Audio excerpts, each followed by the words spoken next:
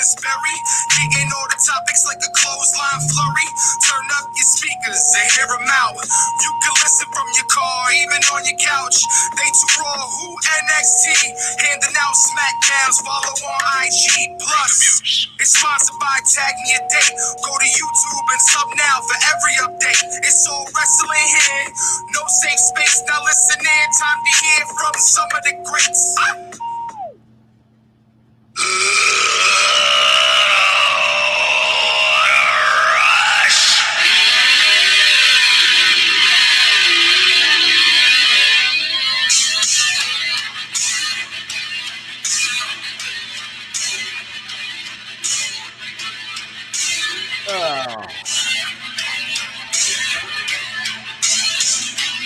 Well, unfortunately, if you've been following wrestling news, you know what that music means. We have lost another 80s wrestler, way too young. And of the two Road Warriors, of the two members of the Legion of Doom, you assumed he was the one that was going to, I mean, he did live the longest, but you thought he was going to have a longer tenure than only 60 or so brief years. So Joe Laurinaitis, Road Warrior Animal, of course, Road Warrior Hawk passed away 2002. Regardless, both members of this classic tag team have now since passed away, and it's nothing but a loss to the wrestling community because both of them were legends and had memorable runs. NWA, WWF, doesn't matter. They had their return, the LOD 2000. Animal came back and won the titles with Heidenreich. As much as some people would try and forget that, that's the thing that happened. Yeah, we're trying to compliment his career here. I know. Well, hey, he won the tag team championships, so at 44, that's pretty good. I remember the first time Hawk and Animal together as Legion of Doom in the WWE or WWF, because obviously they were together prior. Right. But when they had their first pay-per-view, I believe, correct me, it was either Survivor Series or SummerSlam. It was one of the two. I want to say Survivor Series. Yeah, but it's funny. I don't think you're right. It's one or the other, and I just remember they were so fucking pumped. Oh yeah, to be a part of the big show that they actually up. They already got down to the ring before their music hit because they got so amped. They just went out the curtain, and then it's like you start to hear What a Rush as they're already climbing to get into the ring. But they were so good because they were just so badass and they were different. You know what I mean? Like they weren't technical wrestlers. You know, they didn't look like Shawn Michaels and Marty Jannetty, you know, where they did a lot of things together. You know what I mean? Like these were just two big powerhouse, badass motherfuckers that if you got in their way, they plowed you down. And they were the guys. So the Road Warriors set the stage for Demolition. It set the stage for, you know, the Acolytes, the Ascension. Anybody that was a tag team that was hard hitting like that, Chronic, if you really want to go with Chronic. I know, like you said, Kat, we're trying to compliment these guys, but like they were the influence. Every big man tag team that just came in and ran people over, they were the start of it. Was the Road Warriors, and they would come out to Iron Man. When, you know, back in the Wild West days of wrestling, you can just have whatever music you wanted. They would come out to friggin' Iron Man. And I could, you know, imagine being in that crowd and you've got 20-something-year-old Hawk and Animal and Paul Ellering comes out in his leather jacket and it's a wonderful thing. Like if you haven't seen the reactions that they would get in the NWA and then the early WWF, you owe yourself to go check out some clips on the network, on YouTube, on Daily Motion, wherever you're finding your online clips for these. So also, I guess, you know, probably should mention brother to John Laurinaitis, currently People Power, works for the WWE still to this day. Dating Bella's mom. Yeah, he's dating Bella's mom. Married to Kathy, Oh, yeah. They married? Oh my god.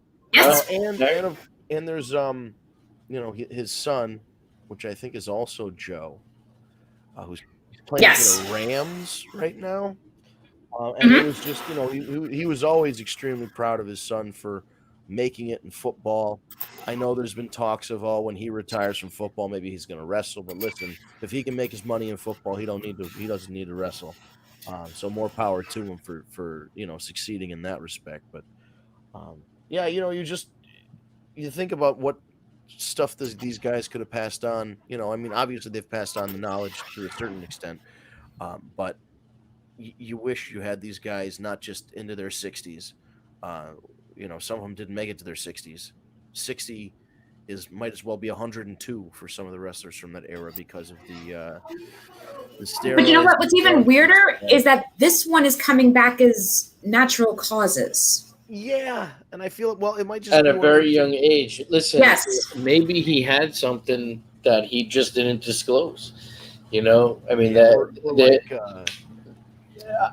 when you work out too much and you get your heart muscle over, like Eddie Guerrero, he had an enlarged heart because of obviously the steroids. But even if you just work out a lot, if you overwork yourself, you get the muscle in your heart's too big, and then eventually that's a problem. And Big E, not to sidetrack, Big E just announced on some social media platform that during one of the WWE's annual physicals, that was something they told him he had to watch out for because he's been working out since he was 12 years old. He's developed thicker walls around his heart, so he's got to be careful too. So that's interesting. Yeah, Big Boss Joe Laurinaitis, Road Warrior Animal. It's funny. I'm working a comedy festival, and we have badges to get in. And one of the guy who made the badges, on the front side is the press pass, or the pass for you to get in as a member or a staff member. And in the back, he had comic book cutouts and magazine cutouts from the 80s. And there was all different kinds of ones, the Queen of England and Jay Leno and this one, that one. And I found one that was Road Warrior Hawk and Animal. And it was a comic of an old 3-color comic from the 80s of them in some advertisement. I'm like, that's the one. So I wore that, and I picked that out a couple weeks ago, and then to have Animal pass away so soon, just very weird timing that I got that right around the same time. The LOD is actually my first ever WWF autograph. Oh, that's awesome. My first ever autograph was from Hawk and Animal, and my name is actually spelled wrong on it. It says Kathleen, not Kathleen. Fantastic. It's spelled Kathline, and it is like my prized possession. That's awesome. Yeah, these guys also, for those of you who might not know too much about the earlier Road Warriors, they are known to have invested in a little company called Zubaz sweatpants. So if you are wearing any leopard print or a zebra print Zubaz workout pants, you can thank them for that. And they were also involved in a company called Ruse. Ruse were shoes for your feet and pockets for your stuff. They were literally sneakers that had a little zipper pouch where you could stuff your milk money in it, back when people actually carried. Was that really them? That was them. They were. Are you serious? I had a pair of those. I never knew that. You got to look. There's old TV commercials with them in, and they go, they bust down a brick wall and there's smoke and flames. They're like, "Bro, we're the Road Warriors. Rules for your shoes for your feet." I remember them in the commercial, but I thought it was just an endorsement. I didn't know they actually had something to do with it. I believe they invested, because they invested definitely 100%. They invested in Zubaz. They weren't majority partners, but they made money. That was one of the things that kept them. Not afloat, but that was an extra side of money for them, as they invested in stuff like that. I know for certain that they did Zubaz, and I'm pretty sure they invested. Ryan, look this up. Tell me if they were just in the Ruse commercials or if they were investors in Ruse. I feel like they had something to do with it financially, just because of their Zubaz thing. But anyway, fun guys, fun tag team. Ooh, what a rush! What the hell? It's part of wrestling history, and it's another part of wrestling history that's unfortunately in the past. So. Here we are celebrating the life of Joe. Joe Laurinaitis. The only way we know is to talk about wrestling and talk about all things wrestling, good, bad, and in between here on the War Report, brought to you by TagMeADate.com, at TagMeADate on social media. And, well, we had a pay-per-view. We had a Monday Night Raw. We've had some pretty good impacts. Or not Impact. Well, Impact's been good. And then Dynamite has been killer. And NXT. So, lots of wrestling talk to go around.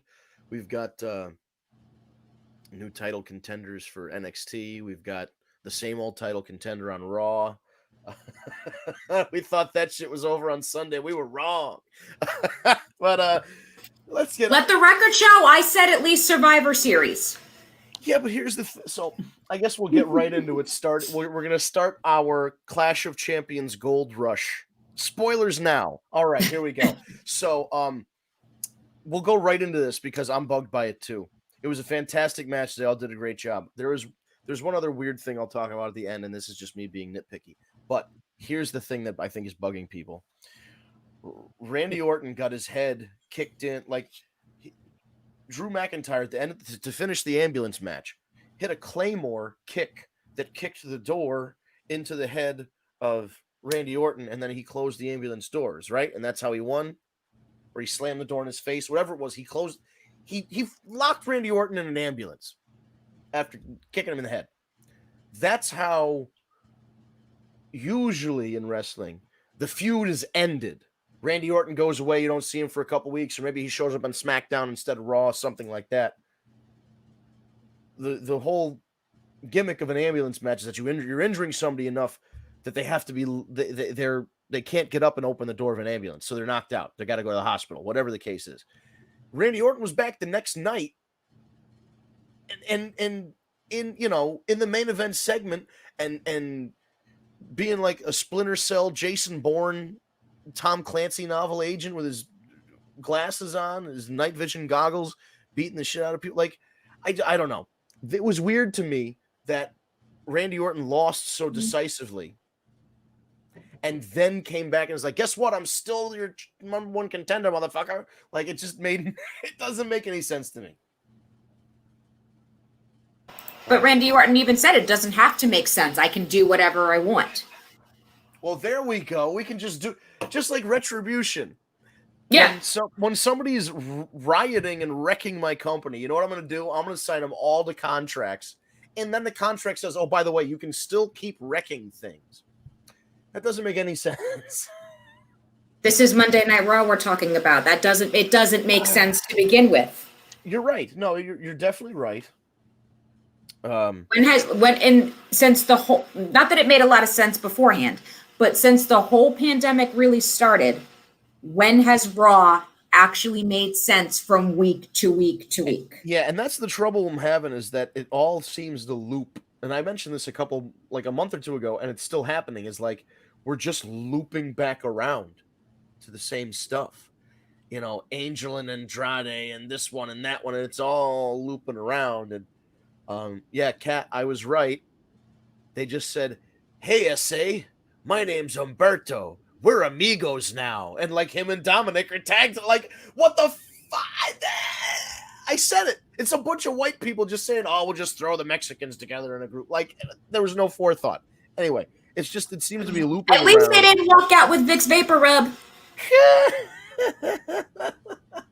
Okay, you know what? That might have been the most Latino thing on television ever, was when the Inner Circle came out with Vicks Vapor Rub and chanclas.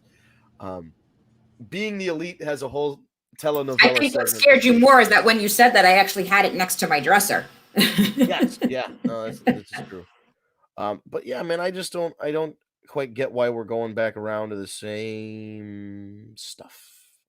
Steve, what are your thoughts? It was listen, I don't want to get down on it. It was a good pay-per-view. I just don't understand now. See, that's the thing. They have a good pay-per-view and they follow up with a Raw where you're like, we just saw this match. We just saw this feud. The feud end, as far as I'm concerned, the feud with Randy Orton and Drew McIntyre ended on Sunday.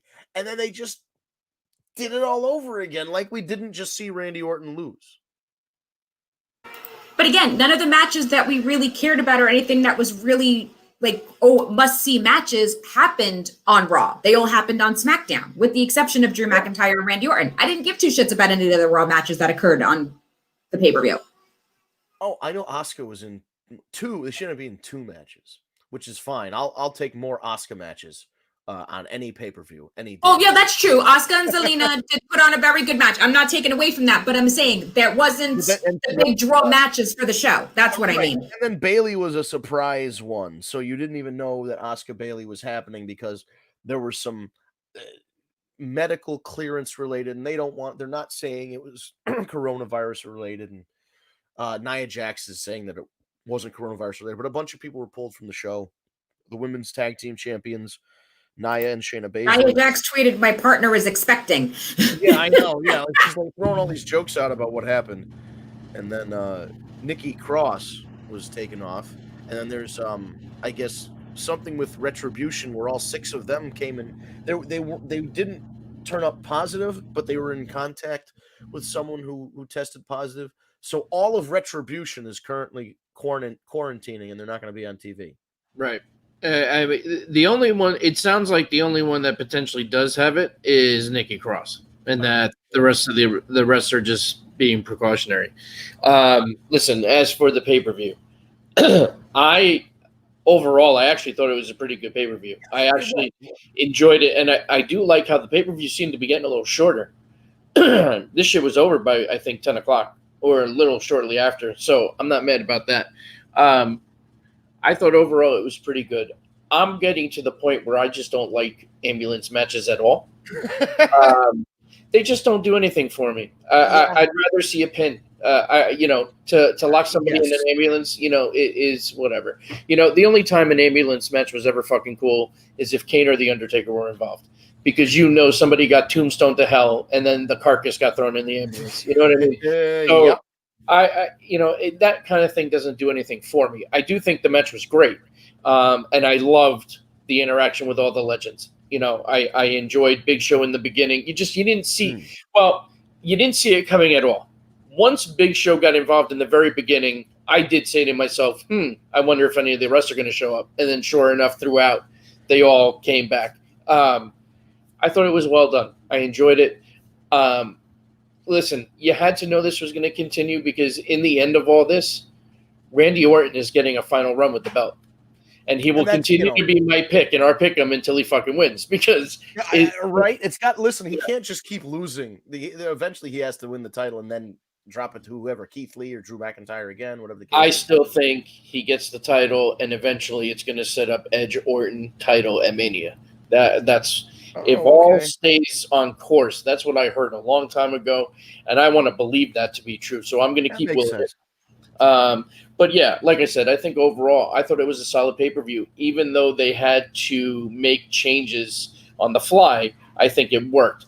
Do I think maybe they could have had somebody other than Asuka wrestle twice? I mean, what about if you wanted to have like a oh my god, oh shit kind of moment, what about Bianca Belair? You were about to blow her up and now you don't really see her except you see these vignettes. She's like the female Mr. Perfect. She's doing beating people in races and shit. Why not let it be Alexa Bliss? Oh, Alexa. That's what I was hoping for it to be. Yeah, I mean, but listen, I don't know what the fuck they're doing with her anyway. I will tell you right now. Here's what's happening with Alexa Bliss, and I'm loving every fucking minute of it. All right, I've been asking for this for so long, and it's finally happening. Whether or not we're calling her Sister Abigail or whatever, she's becoming the Harley Quinn character, which I love, and she's perfect for. What I see is happening is the Fiend has control of Alexa Bliss. Mm-hmm. He sees through her eyes. Whenever she hears his music or hears his voice or hears the name, the Fiend, she gets into this trance. Almost like that stare down with Roman Reigns. People were saying, what the fuck is that stare down about? And it was kind of creepy looking, but in a cool way. Mm-hmm. The idea is that's not Alexa Bliss. That's the Fiend staring down Roman to let him know he still wants that fucking title. So I think he controls Alexa Bliss when she gets into that trance. And that's why you're seeing Sister Abigail's being used as well. It's fucking awesome. This is some of the best storytelling they've had in a very long time, and it excites me because their writing, as we know, has been shits. This is working. And If Raw they is still continue bad. to do it, and Alexa Bliss is killing it. Everything, even her smile, the creepy, like when on SmackDown, when she officially like went ballistic and lost it, I've never popped so hard for Alexa Bliss. It was absolutely fantastic. Well, I'm glad you're enjoying it. I've just been busy. I haven't really been catching the live program, but catching recaps and replays and all that jazz. The one thing, well, I did watch the pay-per-view semi-live. The first hour I had to catch up by, like, you know, I missed the first hour, but I watched the whole pay-per-view live, quote unquote, just an hour behind everybody, so I was catching up. The thing that bugged me about the Drew thing was very minor. Was all those guys helped him, and I'm like, man, all those guys helped him. He still almost lost. Like, just in my mind, I'm like, they're not making this guy look very strong. Like, they're making him look strong, like he's kicking doors in and stuff like that. But like, they're not making him look strong in the wrestling sense with all these goofy fucking finishes and getting kicked in the jaw. Oh, I broke my jaw, and 3 weeks later, oh, my jaw's fine. Let's have a wrestling match. Like, I don't know. They're not doing this guy any favors for the guy that's supposed to be like their new, not top dog, because that's the tribal chief Roman Reigns. Jesus Which I am so glad that you said that. So I would like to go back. Oh, good. I came back at the perfect time. Sorry, my work line rang. We haven't addressed this yet. Well, no, and, we're good. And I wanted definitely to know opinions. I wanted you to know that I thought it was a fantastic finish.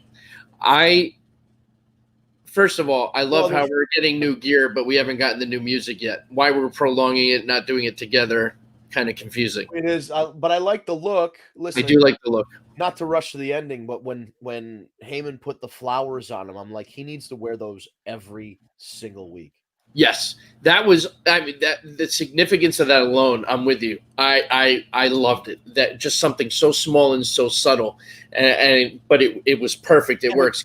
I don't like the whole tribal chief thing. I think that sounds kind of stupid, but it's so like we're so touchy now in 2020. I'm like, this seems like, to me, I'm just watching goes, this seems racist somehow. I don't know how. It just seems racist.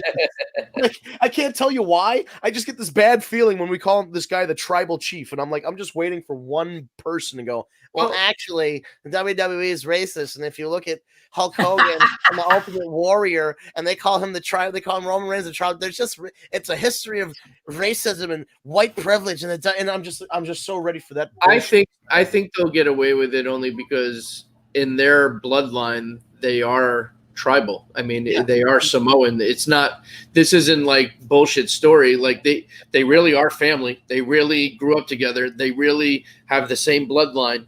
They are all related to The Rock, which I do have a feeling. You think it's going to be Rocky Roman? I think this is going to lead to a Rock Roman match at Mania. Listen, Rock has stated in tweets that he would come back. He did some kind of interview. I don't know where the hell it was, but I read something where they did ask, would you wrestle Roman? And he said, I would love to share the ring with Roman, and I would have no problem with him being raised in the end either, saying like he'd put him over. So there's no doubt in my mind that this is happening. And I think what happened at the Clash is the beginnings of it. The fact that, his own cousin, listen, we called it. I love the idea of the finger poke. I'm pissed it didn't happen. But we did say it was either going to be that or it was going to be just an absolute demolishing of Uce, and that's what we got. To me, it all worked. It got him the true heat that he needs. I thought it was absolutely great. Heyman was just another added bonus, saying, just standing there. Tribal chief. Yes, I mean, yes. It just everything about it worked, and then the other Jimmy or Jay, whichever one wasn't in the match, the other twin came out, hobbled out, and then threw in the towel. To me, the whole thing worked. What do you got?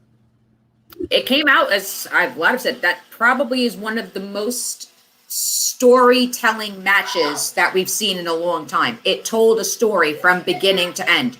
Yeah, I mean, they're especially compared to other Roman Reigns matches. The funny thing is, for me, and I love long wrestling matches. I'm never one to complain about the length of a wrestling match, um, except I guess Randy Orton and Edge, and this will be the second one. I thought this match was almost too long. I'm like, really, Roman Reigns should have like beat his brains in like 2 minutes just to make the point. I understand they want to put this guy over and they elevated him, and they did, and he did a very good job, and they had some nice false. And his finishes. mic work has been great too, by the way.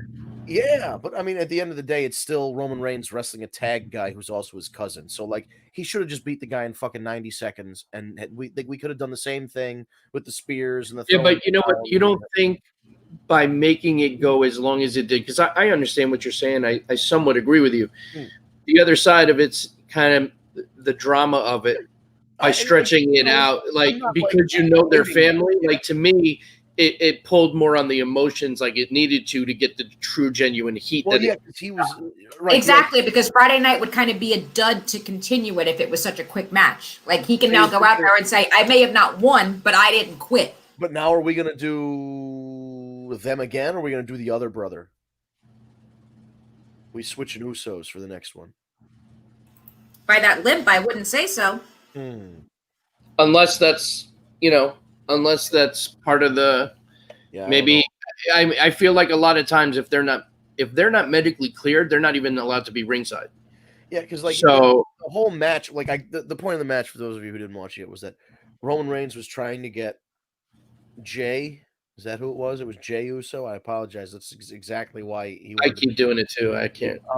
But anyway, Roman was trying to get him to say that Roman was the tribal chief. Roman sits at the head of the table. He's the head of the family. Blah blah blah. And I mean, the implication of that is that Roman Reigns is saying that he's at the head of the family. He's higher in the totem pole than fucking Rikishi, and he's higher than the Usos, and that he sits at the head of the table. And that's, I mean, he's saying that he's better than Alpha and Sika. He's saying he's implying a lot of things about a lot of WWE legends. And I mean, obviously it's the right way to get heat, but it's just interesting that by saying I'm at the head of the table in this family, he's putting himself ahead of like 15 guys, and all of them could wrestle, and they were all good. So, that was the story. You got to say I'm the tribal chief, and he didn't want to. And Roman kept beating him up, and finally Jimmy rolls out or limps out and throws in the towel. Comes in and holds his brother while Roman Reigns looks at him, and then Paul Heyman's looking at Roman, and Heyman puts the big ceremonial lay, I guess it is, around the neck of Roman Reigns, and we go home. And again, I think Roman Reigns to call back to High Chief Peter Maivia. And a callback to even like when, Alpha and Seek the Wild Samoans came out, and the early Usos wearing the lei is, I think it should continue. It's important. It ties everything back around to the beginning, because if you draw a circle now from High Chief Peter Maivia all the way around back to Roman Reigns with that lei, you're encompassing the whole family. So I think that's well done, and also. And this is something I saw online as well, and it wouldn't cross my, it wouldn't surprise me if Paul Heyman has this plan. The way Paul Heyman has been looking and reacting to Roman Reigns, he's not on board with this. He doesn't like it. He's making money because he's Paul Heyman, and that's what he does. And he's good at his job, being your advisor or promoter or manager. But he's not on board with this. He looks nervous. Every time he looks at Roman Reigns, he has a nervous look. It's not like when he looks at Brock Lesnar and he sees dollar signs and he like is all lovey-dovey when he looks at him. This is a different look. You know what? I hear you and I agree, but I also think that's also Heyman being very good at what he does, because I think what he's trying to portray is that he's not happy with what he's doing to his own family, because he understands the lifeline of the Samoans. Oh yeah, because of his history with his family. And I think ultimately Heyman's goal is to make this a whole tribal faction, and the Usos are going to join Roman and turn heel. Oh my God. I think this is going to be like your new Samoan, squad, and I think, listen, there's no reason when Joe gets healthy that you can't throw him in there. Take every fucking Samoan. You know what I'm saying? Like, this could be actually something pretty cool, maybe something I think it can work. To me, anything Heyman's a part of, I think, has a great Yeah. shot at surviving. You know what I mean? So I think they can make it work. And Roman is finally getting the heat that he needs. It's starting to work. I'm curious to see what the new music's going to be. Well, here's what I'm curious about. I wonder what the reaction is backstage. Like, did they, after this happened, go, guys, maybe we should have turned him heel like 5 years ago when everybody wanted us to turn him heel? Like, I mean, what's the reaction backstage? Like, guys, we fucked up. We could have done that. We could have had this years ago. This guy's fucking money. And, at this point, here's the You problem. know what, though? Everything happens for a reason. And you know what? It's almost better that it happened the way it did. And this is going to sound so fucking horrible. and I don't want it to, but the reality is the reality. If they did push it sooner, then he would have came back with that diagnosis, that horrific diagnosis, and he would have had to leave. And right away, he would have automatically had to been a face again because nobody would not be sympathizing with the fact that Roman had to go through cancer. You know what I mean? Right. So if they turned him heel right after that WrestleMania 31, where Seth stole the title from him, that was right around the point. The reason they put the title on Seth instead of Roman is because people were getting sick of Roman Reigns and were booing him. So they had to do something else. And that's why every time they try and do this Brock Roman match, there was some kind of issue and the crowd wasn't behind it because they were pushing Roman as this big babyface and people didn't want it and they rejected him. So, like, I'm imagining WrestleMania 31 right after that, if they turned him heel then, at least then he has a little while before this, the cancer diagnosis comes into play. But, like, I know what you're saying. It's good timing. I don't think the fans would have cared whether he was heel or face going back to 31 because they were just sick of seeing him. And the Undertaker, the time he beat the Undertaker, what, a year or two later, and people were. I mean, that was another point where they could have just turned him heel. This is my yard now. People booed him for 15 minutes, and he said, "This is my yard now," and walked away, and somehow was still a babyface. It just the things they do sometimes don't make sense, and then they'll do something right, like they're doing now with Roman Reigns. You're like, well, they should have just done this shit right in the first place. It just blows my mind sometimes. Well, you know what? This is something that holds true. Better say late than never. Yes, but the suffering succotash guy. This is the same guy. How? It's not the same guy. You know what I mean? Like, they let him talk. They let him talk like he's a human being instead of like this WWE script machine. It's with buzzwords and hashtags and all that shit. It's refreshing to see a guy actually have the freedom to be able to do what he wants, within the WWE, because that really doesn't happen very often. Hello, Retribution. Anyway, getting back to my point about Paul Heyman not being on board, my theory is there's going to be a point where Roman becomes too much of a liability in Paul Heyman's mind, and his way of this again. Just something that's been talked about online that I kind of thought was happening based on the reactions that Paul Heyman's getting. It's going to be too much of a liability. He's not going to like the way Roman is treating people and going after his family and going after his former friends and et cetera, et cetera. The only person that can stop him, babyface Brock Lesnar. Lesnar comes back as a babyface. Paul Heyman reunites with him. They have the big match. And of course, now that the time is right, Roman beats Brock. Brock can go away for another 6 months if he wants to. And Roman finally gets that big win over Brock Lesnar. Only, he's a heel now, so it kind of means more. Because he's going to actually get the right reaction. When people boo Roman Reigns against Brock Lesnar, it's going to be for the right reasons this time. Remind me whenever that match is booked not to watch it. I think they got to do it once. It's going to happen. When Roman is heel, they have to do it once. I don't know if it's going to be WrestleMania. It's probably not. But well, listen, if the Rock agrees to a Mania match, then that's going to supersede anything. Well, I think, just because this seems to be, this used to be Brock Lesnar's pay-per-view Survivor Series, where Brock would face, he faced Daniel Bryan one year, he faced Finn Balor, he faced AJ Styles, and it was kind of like his throw people around and beat them in 5 minutes pay-per-view. Like Survivor Series was his time. Champion versus champion, Raw versus SmackDown, whatever it was. Maybe that's how they hype it for Survivor Series. Roman Reigns against Brock Lesnar. This is Brock Lesnar's pay-per-view. He always wins his matches, blah, blah, blah. And then Roman gets the big win. Brock gets his payday and then goes back to eating moose meat in Manitoba or whatever the fuck he's doing. You know, I didn't even think of that. I just realized that means we're probably going to get Drew McIntyre Roman Reigns now. If they still do the champion versus champion in the Survivor Series, yeah, that's very possible. Or we get Randy Orton versus Roman Reigns, which in the past has been a good match. I don't know about currently. Probably might be better now. I don't know. But, their first match together several years ago at like a Fast Lane or something stupid was pretty good. It was But if they're doing the two shows, they're not going to do two heels. Yeah, that's true. So if they're doing champion versus champion, it wouldn't be Randy versus. Yeah. So maybe, yeah. I really, the good thing is, the good and the bad thing is we don't know what is going on with the WWE because it changes too frequently where you can't see what the final story is going to be. Unlike, some other programs where they have. Well, they like to do that because they're Right. trying to keep everyone on their toes. Yeah. They're trying, sometimes because they know everything leaks online, and they're trying to, have some things, be a shock, which I can appreciate because Well, how about that ladder match? None of us called that.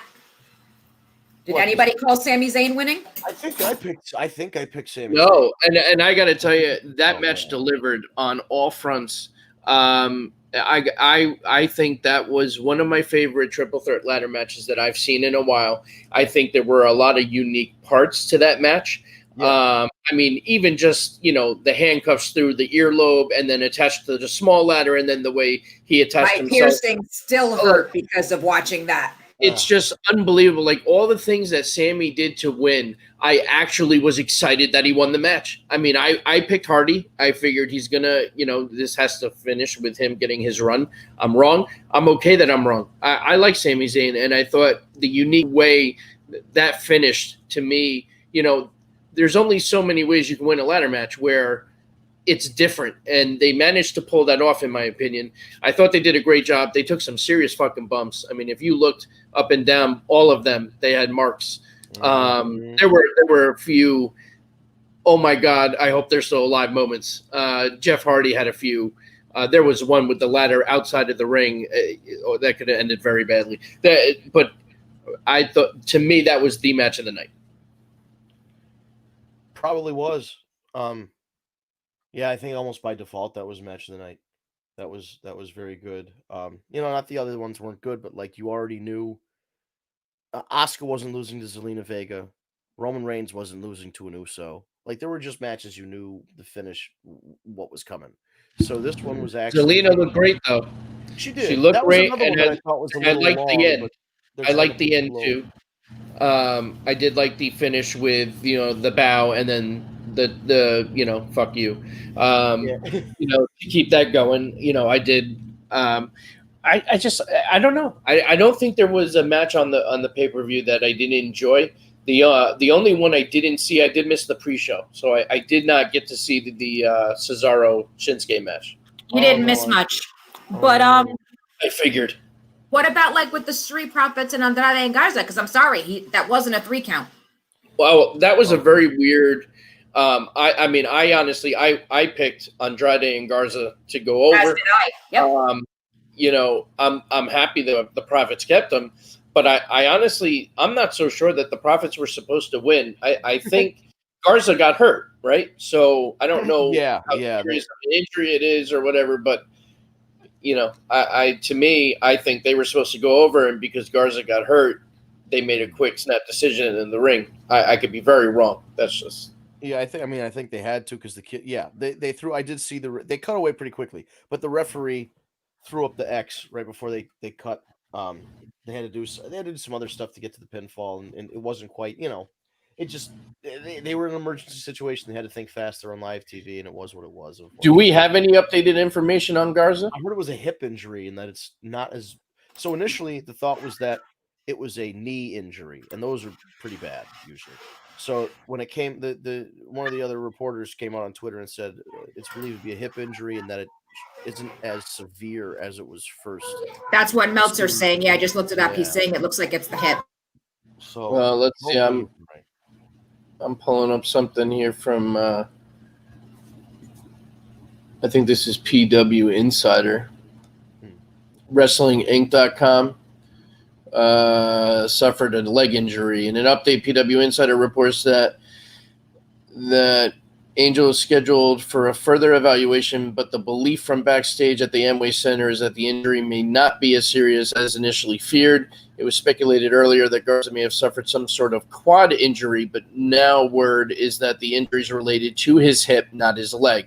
WWE is still teasing that we may get a rematch between the teams. Stay tuned. So, all right. Well, that because Well, we'll know. If those guys win the title in the next match, then we know what was supposed to happen on Sunday. yeah, that's Exactly. true. Very true. Yeah. Very true. But I think, unfortunately for Zelina, to go back to that very briefly, I wish that they established her more. Like, she's a manager on WWE TV. She's a manager. It would have been nice to have her win a couple tune-up matches and look real good and kind of like, I don't know, become more of a legitimate contender for Asuka, because I know that she's a good wrestler. We know because we watched her in TNA or the Indies and all. We know she's a good wrestler. Asuka can make her look good, though. Yeah, but people watching WWE who only watch WWE go, "Why is this manager challenging Asuka?"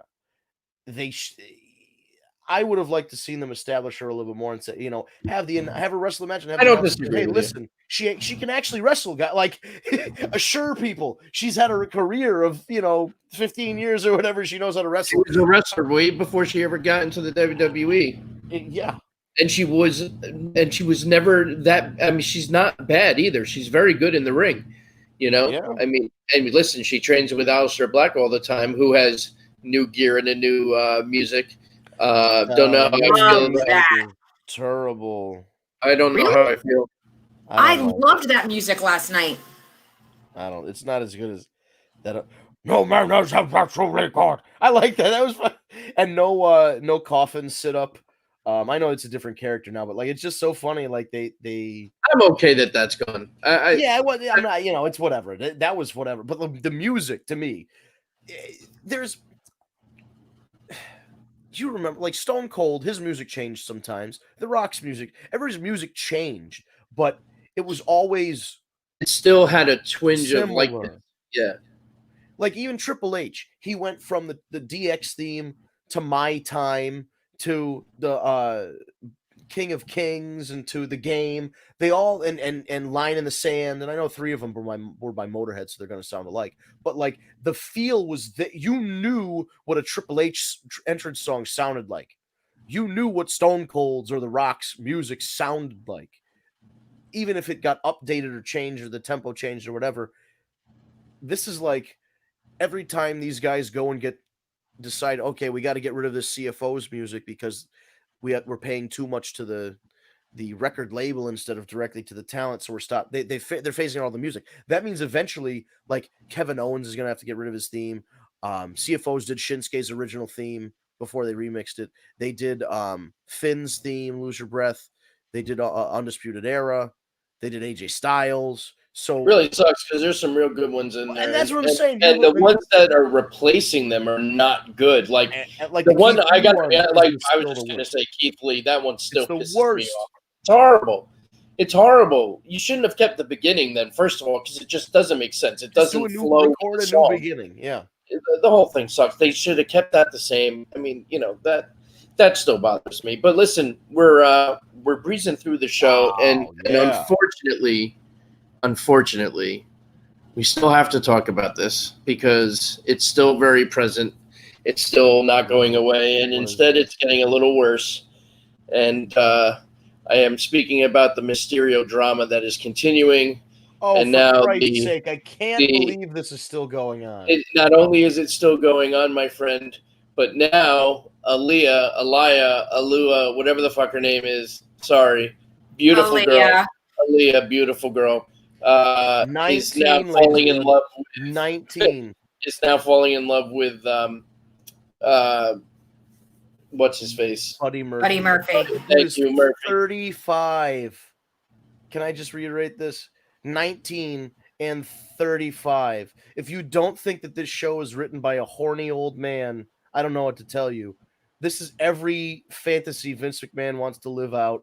This is Trish Stratus barking like a dog all over. All jokes aside, though, I'm actually very surprised that Ray is okay with this because, it is still his daughter, and they are very, they are a very close knit, family. Like I've seen them all together before.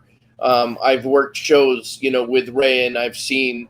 Actually, I've never seen the kids, but I've seen the two of them, and they just always have been portrayed and seem like a close knit. So, it's strange to me because of that difference. Although I don't think they're going to be promoting how old Buddy Murphy is. Right. That's not even. But I mean, I'm not I have saying the that same it's- argument The with age Justin. thing is the least of my worries. It's still just dumb. Yeah, no, It's I not- agree. But I had the same argument with Justin last night that you guys are talking about, like the age difference. Like, y'all have never been a 19-year-old girl. That is nothing that unusual to date somebody that your daddy don't like. Listen, to be honest, it's not even to me. It doesn't really even matter about the age. The whole thing is just stupid. I agree. But like I said, I heard this from so many different guys, and like I'm sitting here watching, and he's like, you don't understand. You're not a brother. I'm like, Dominic, what he's doing? I said, you don't understand because you ain't never been the girl that's had the guy want to beat the shit out of the guy you're dating. So shut up. Yeah. But, I mean, I know there are older person, younger person relationships. Those are Hell, I did it when I was 19. So it's not unrealistic. It's just I don't know. It's So awkward because here's the it's question. awkward because of the families and But our she shows involvement in it. She shows up. This is the thing that bugs me. Dominic Mysterio shows up on Raw, and they bill him as like just Loses learning again, how by to the way. wrestle. He loses again. Loses again. Yeah. This is the thing. He just learned how to wrestle. Let's put him in the main event. Let's put him against the former WWE champion. Let's do this. It's like, what happened to, challenging for the U.S. title or the Intercontinental Championship and working your way up? Like, this kid was like put in the main event too soon for a young guy, 22-year-old guy. I am Not that he so did a bad torn job. with what you're saying because I He so didn't much do a bad job. I but it's so much just- agree with you because he shouldn't have been put right in the main event. But I But have now he's losing, and now he's a loser. Like, you know what I mean? He can't win. he has looked so good. Rollins has done a great job of making him look so good. He But doesn't yes, look like a loser. Nope. but at the end of the day, he's loses. still At the end of the day, he loses. That's the every night. And the You other know- thing is, like, again, he shows up and is automatically in the main event. Aaliyah, the daughter, shows up with no wrestling training, no wrestling experience, 19 years old. She's on the show for 1 week, and Vince McMahon goes, "Who's that Chica? Put her on TV." You know, and I'm just like, what the fuck? Like, I don't get, like, she's not a wrestler. Who is she? She just came from nowhere, and she's in love with Buddy Murphy. I don't know. Whatever happened to storytelling? They are telling a story. It's just a story you don't like. The next thing is going to be Kevin Nash was the one that was texting Buddy Murphy, pretending to be Aaliyah. Oh my God. Stick the winner for me. Okay. But it's like it's actually a rewritten story already because now it's the Test, Stephanie, Shane being the older brother. I'm gonna date who I want. Right. It's the same thing all over again. It's the exact same story, just rewritten in 2020. Is Seth Rollins going to officiate a wedding between Buddy Murphy and Aaliyah Mysterio? Oh man. So Yeah, but no. who's gonna be I- doing the Las Vegas drive-through though? I want to move away from this nauseating story. Since we have about 10 minutes left, and we do need to talk about some fantastic news. You mean glorious news? I mean, the glorious Bobby Roode has not only returned, but he got rid of the porn stash. He got the beard back, which is great because those little things make a difference. But Highlights. I have and always will be a Bobby Roode fan. Yeah, I think man. he's fantastic. I think he's gotten a raw deal so far since getting up to the main roster. I agree. But there is hope in the horizon because it does sound like one James Storm is signing Oh my God. or may have already Sorry. signed. About your damn luck. And can we get a reunion of beer money? Beer money. Because Have them wrestle Please. against each other. Have them wrestle tag team. I don't care. Bobby Roode and I want to James see the Storm is Bruiser Cruiser. money. I want to see the Boozer Cruiser. Bring it back. Yes. Bring back that broad. What's her name? Peyton Banks. Bring her back too. Yep. Or Tracy. Bring back Tracy Brooks. One of them. I don't care what they bring back, but I would just my pants, man. I couldn't imagine on WWE programming, you hear the bottle open and then the change drop, beer, money, and then their music. Oh my God, that would be so great. It's never gonna happen, but I hope it does. Can you imagine that happening on a Thunderdome episode? There'll be no pop. Oh my God. They're gonna have to call him some stupid name. They're not gonna call him Beer Money. They're gonna call him, some. I can't even think of a stupid WWE name that they would call him. Soda Change? Soda Change. That's right. I was thinking the same thing. I'm like, they can't do beer. They're gonna do like soda pop or something.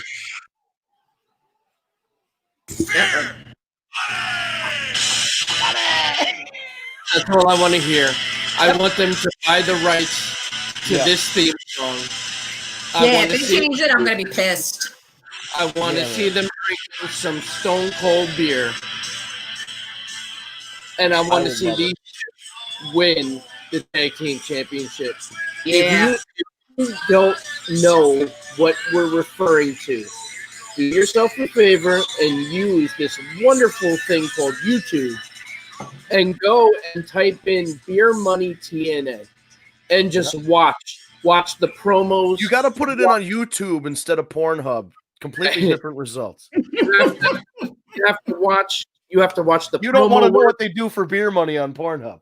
Yeah, that's true. You have to watch the promo work. You have to watch the matches. I'm telling you, talk about a cohesive team. They were so great together, just like they're so great separately. Yeah. But those two, man, but you got to let them do their thing. So I hope the rumors are true. And I hope that COVID is the only thing that has delayed the debut. I hope that they don't start him again in NXT. Let's bring him right to Monday Night Raw. Let's just get it over. I want to see a tag match with Dolph Ziggler and Bobby Roode. And I want to see a super kick out of nowhere that lays out Dolph Ziggler. And the hoodie comes off. And it's James Storm and Bobby Roode and him embrace and have a beer. I hope. That would be glorious. Yeah. So, for those of you again who are not familiar with James Storm's work, James Storm, still a very solid singles wrestler, was known for years as a tag team specialist. Broke out on his own. He won the TNA championship. Bobby Roode won the TNA championship. They feuded against each other. They had a really bloody match in TNA against each other. I think it was a bull rope match or a dog collar match or something. And they smashed the beer bottles on each other's head and they were bleeding. It was crazy. It was awesome.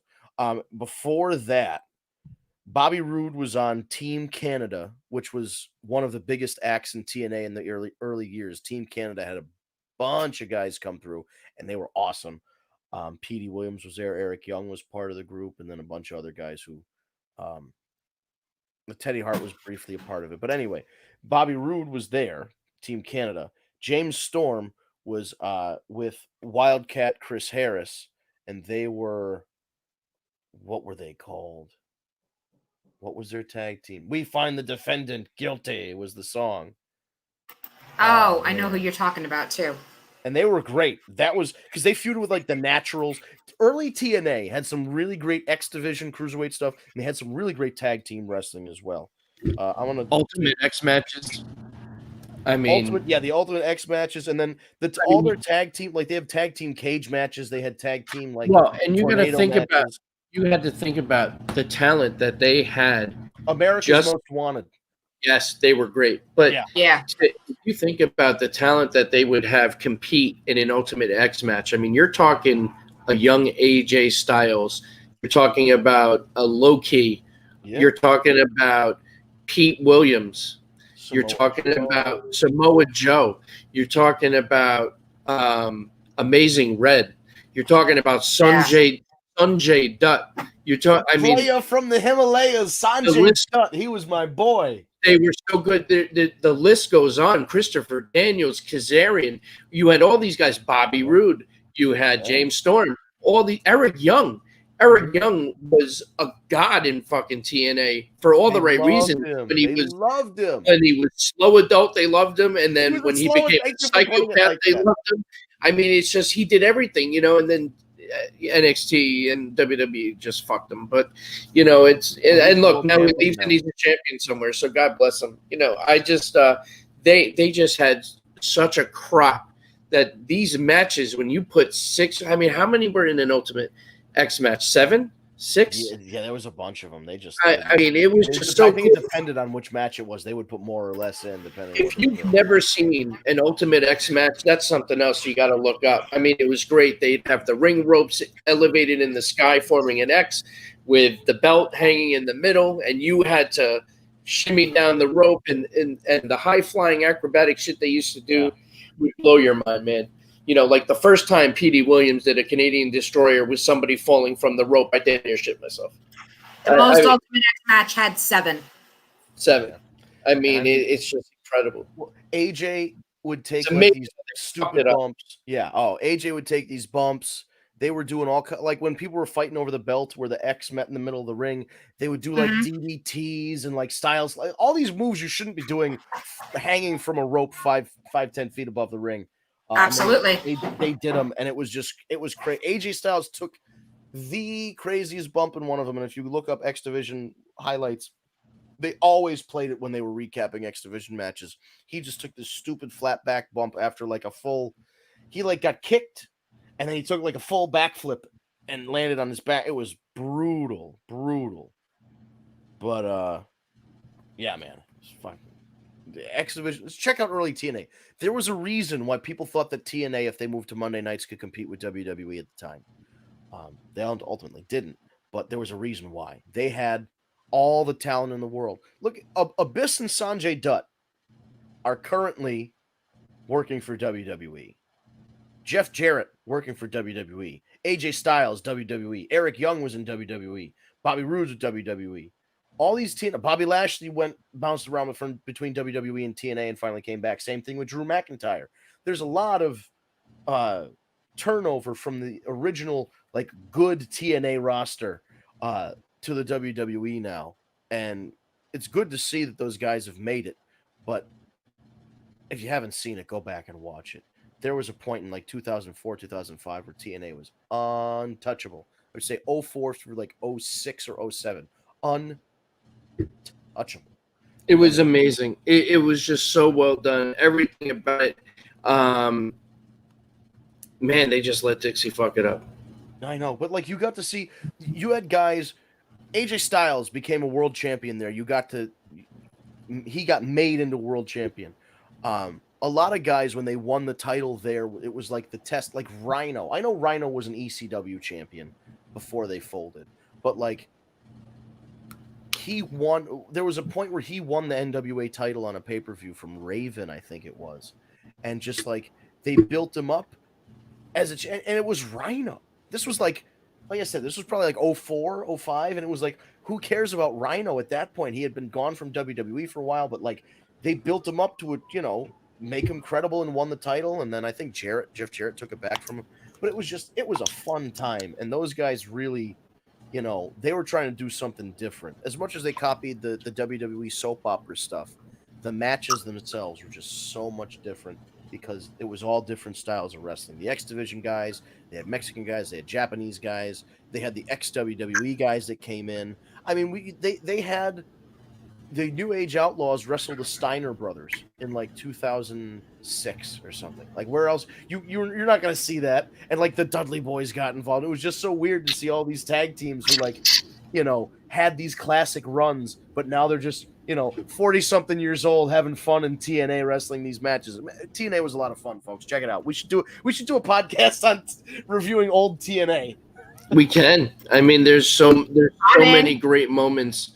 In TNA history that, it's just a shame, how it went down. I mean, they did things right there. And there's a reason why you had some of the biggest legends and names in the business that wanted to go and work there because they just did a lot of things right. And then, they let it slipped through their fingers, and it's a shame because for a while there was talk like, you know, they could be the next WCW, you know, kind of like the way people talk about AEW right now.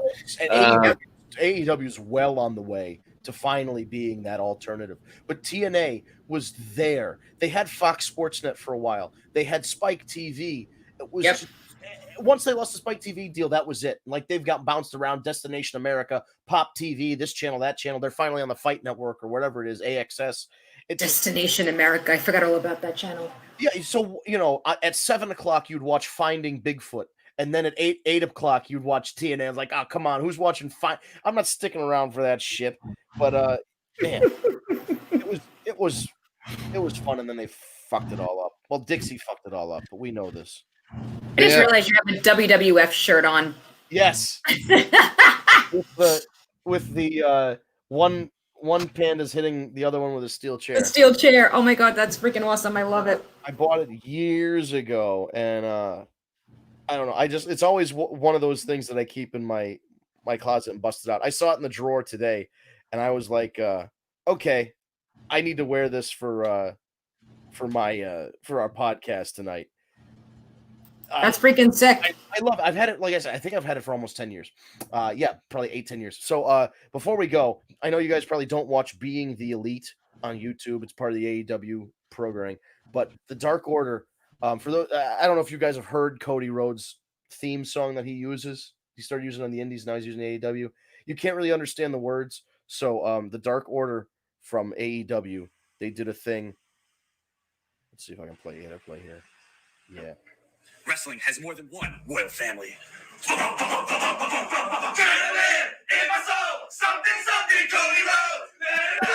They didn't know the words. They just go something, something, Cody Rhodes. That is hilarious. Something, something, Cody Rhodes. Like, That's fucking funny. I love it. and now it's That is a good way to end the show. anytime you hear Cody Rhodes music, you will now just go something, something, Cody Rhodes. Yep. All right, That's ladies and gentlemen. fantastic. Geez, this was this one flew by. Holy shit. So thank you for checking out the War Report, brought to you by tagmeadate.com. We're on social media all over the place at Tag Me a Date. That's at Tag Me a Date, no spaces. Twitter, Facebook, Instagram, Periscope, everywhere. YouTube is at Tag Me a Date. You go to the search bar, you put it in Tag Me a Date, no at, just Tag Me a Date. We stream damn near everywhere. Twitch, Facebook, YouTube. You can find us. We're easy to find. Just follow our social media. And again, it's at Tag Me a Date. If you prefer listening to an audio version of the podcast rather than a video version, that's usually available 24 hours or so after we record the live stream. And you can catch that on your favorite podcast app. So SoundCloud, Stitcher, Spotify, Apple Podcasts, or the Google Play Podcast Store. I say store, but it's free. You just search for Tag Me a Date. You subscribe, and you will get the latest audio version of the podcast sent right over to whatever device you're using that you're streaming your podcast from. And again, if you like watching our video version, we're all over. We're on Periscope, we're on Twitch, we're on YouTube, we're on Facebook, streaming live, every Tuesday, 7 p.m. on Eastern time, as we usually do. We're getting up to that time of year where we're going to have to change our clocks. And I know some of you it doesn't affect, some of it does. Some people do change. Actually, there's an executive order actually on the table to eliminate it for this year. Ooh, okay. Well, I guess we'll table that for the moment. But again, we just got to be aware that maybe when we're going live, you also have to adjust your clock if you're international or if you live in Arizona and you listen to the show, because I think Arizona is the only state that doesn't adhere to that. But we'll be back next week, 7 p.m. Eastern time. For another edition of the War Report. Again, not just on YouTube, but all over the place, streaming Periscope. So we were trying to get Periscope off the ground because we just started an account. We're on TikTok now. Steve runs the TikTok account. It's all at Tag Me a Date, so you can find us. Yeah, follow us on all that stuff. And we will be back 7 p.m. Tuesday next week for another edition of the War Report. Thank you so much for watching. Have a nice week.